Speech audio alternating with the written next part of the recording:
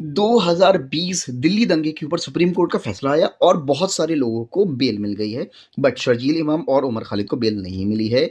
Supreme court के जजेस का 5.5 साल के बाद कहना यह है that they refused to grant bail to activists Umar Khalid and Sharjeel Imam in a case registered under unlawful activities related to alleged larger conspiracy behind Feb 2020 riots in Delhi. So,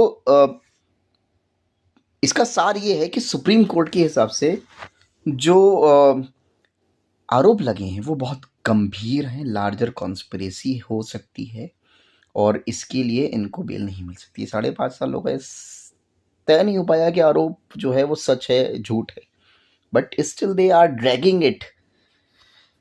BJP की government से कोई वकील आता है, BJP की ओर से police का कोई अधिकारी आता है और वो कुछ भी जाके बोल देता है कोर्ट में, दिल्ली हाई कोर्ट या फिर सुप्रीम कोर्ट में, कि भाई हमें जो है वो लगता है कि ये बहुत बड़ी कॉन्स्पिरेसी है और हमें और टाइम चाहिए।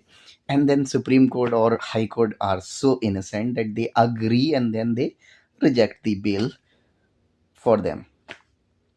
5.5 साल तक हमारे कोर्ट्स ये नहीं अभी डिसाइड कर पाए हैं कि आरोप जो है वो सही है या गलत है। आरोप आरोप है। 5 साल 5.5 साल हो गए, बट आरोप आरोप ही है और आरोपी जो है वो 5.5 साल तक ट्रायल पर है, सजा नहीं हुई है।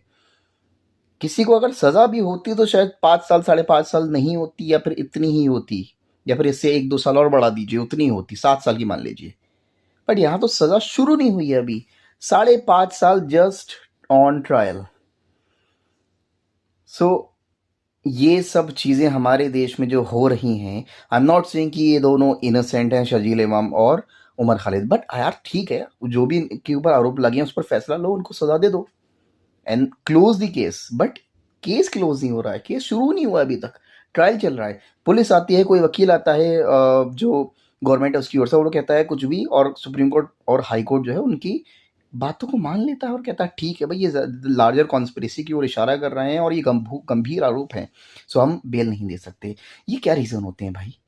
अगर मैं किसी पे आरोप लगा दूं कि ये जो है वो मर्डर का आरोपी है, मर्डर का आरोपी है, और अगर वो मर्डर का आरोप जो है वो 1 साल तक, 2 साल तक, 3 साल तक साबित नहीं हो पाता है, तो क्या वो जेल में रहेगा? नहीं होना चाहिए ऐसा।